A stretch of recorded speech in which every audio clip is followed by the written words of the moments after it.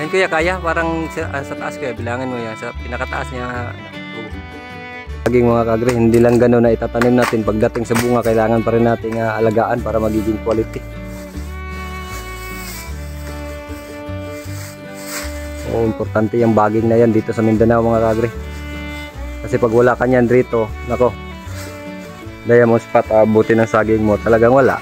Ayaw bibili ng buyer yan. Mga kagre, at umpisa na tayong mag-cutting. So ito yung ano natin, ito yung 2 years na area. So, maganda pa rin yung bigay na bunga. Ayan o. So harvest, so, dahan-dahan lang. Whoop! Ayun. Ganda pa rin. So ganda pang dahon. Buhat. Bugat eh? Bugat kayo. Dun.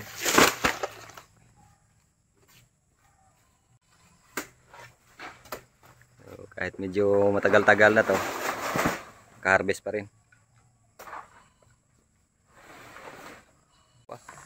Medyo malaki-laki ito.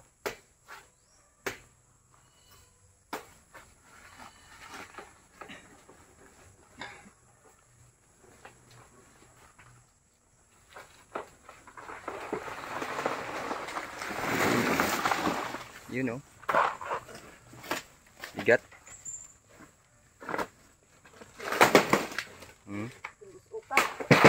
Sok. Gatay. Yan, tinatanggalan mo na ng dahon para hindi madama yung katabi.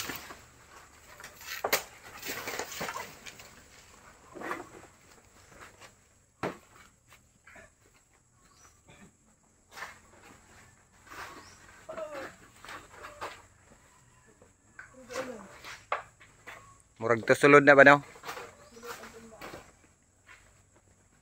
Unahin to isa.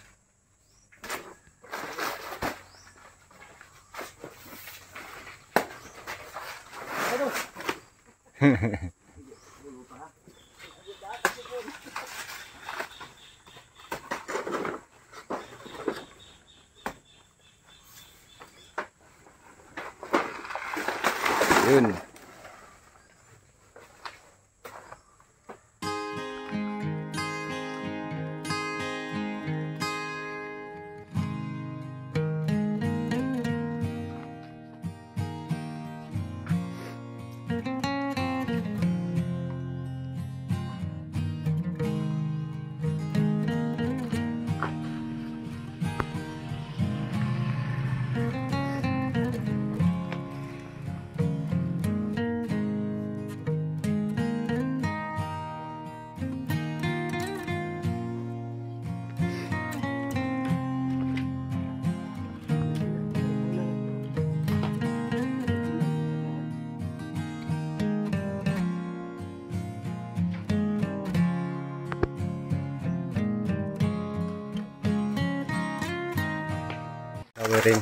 Flowering na tayo mga kaagre. So ito yung ating 7 months old na lakatan. So umpisa ng bakbakan sa pagbalot. So kailangan talaga mag-flowering mga kaagre para doon sa quality. Para doon sa quality ng bunga. Kasi alam naman ninyo dito mga kaagre sa Mindanao ay talagang yung competition pagdating sa quality ng bunga ay kailangan na kailangan. So nakapag-spray na tayo ng ating pasgrow, yung foliar natin diyan. So ito yung mga babalutin natin. So kailangan natin protektahan. So ito pa, marami pa dito. Yan, ito yung ating 7 months old mga kaagre na babalutin ngayon. Nag-direct na tayo mga kaagre kasi kadalasan ginagawa natin flowering pagka kinabukasan yung balot, pero ngayon kailangan natin diretso na kasi nga malayo-layo na area to mga kaagre. Malayo-layo na area to para minsanan na yung trabaho. So ito yung high density din natin mga kaagre, 1 meter yung pagitan. Ayan, 1 meter tapos 2 meter, high density pa rin to. Kaya sobrang lapit na pagkatanim. So ang kagandahan dito na area mga ka-agri ay 7 months pa lang ay ganito na, nakapagbalot na tayo. So yun lang, tuloy-tuloy lang natin yan. So may mga paraan tayong mga ginagawa rito kung bakit naaga natin itong napabunga itong area na to. So unlike dun sa kabilang area natin, umabot talaga ng 8 to 9 months yun bago nag-umpisang magbunga. Pero dito ay talagang maaga-aga. So magandang indication. Yan. So ayan, marami-rami yan na. 1, 2, 3, 4, 5, 6, 7, 8. 8. So pwede rapito dyan. 7 lang. Yan kuya, kaya parang sa taas kuya, bilangin mo yan. Sa pinakataas niya, 2. Hindi yung piling, yung sipi. Sipi ba? Kana, kaya? Abot siya? 13? Kung 13, okay yan. Okay sa akin yung 13.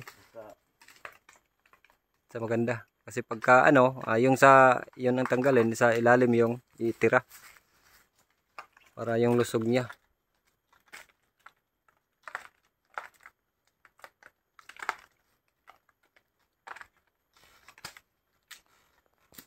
So ganito yung saging mga ka-agri, hindi lang gano'n na itatanim natin. Pagdating sa bunga, kailangan pa rin nating alagaan para magiging quality. Importante yung baging na yan dito sa Mindanao mga ka-agri. Kasi pag wala ka niyan dito, nako, diamond spot, abutin ng saging mo, talagang wala. Ayaw, bibili ng buyer yan.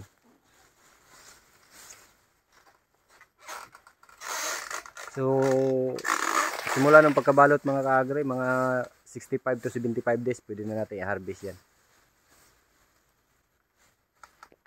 So kaya nga may ribbon tayo na yellow.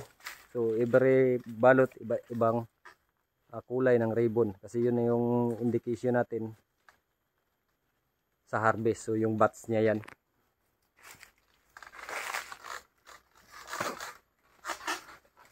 Kaya ingat-ingat lang talaga sa pag-akyat pagka ganitong activity.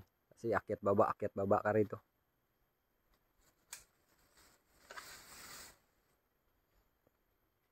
Yan yung ribbon. Yun yung indication kasi 65 to 75 days harvest na yan. So bubuksan natin to after 50 to 60 days. So doon natin makikita kung pupwede na. So doon na tayo mag selection ang i-harvest. Ayan. Pagka may tinanim, may aanihin pagdating ng panahon. Ulan yata, ayan Ulan kuya? Ulan? Nang hindi, parang may ulan na paparating mga ka-agri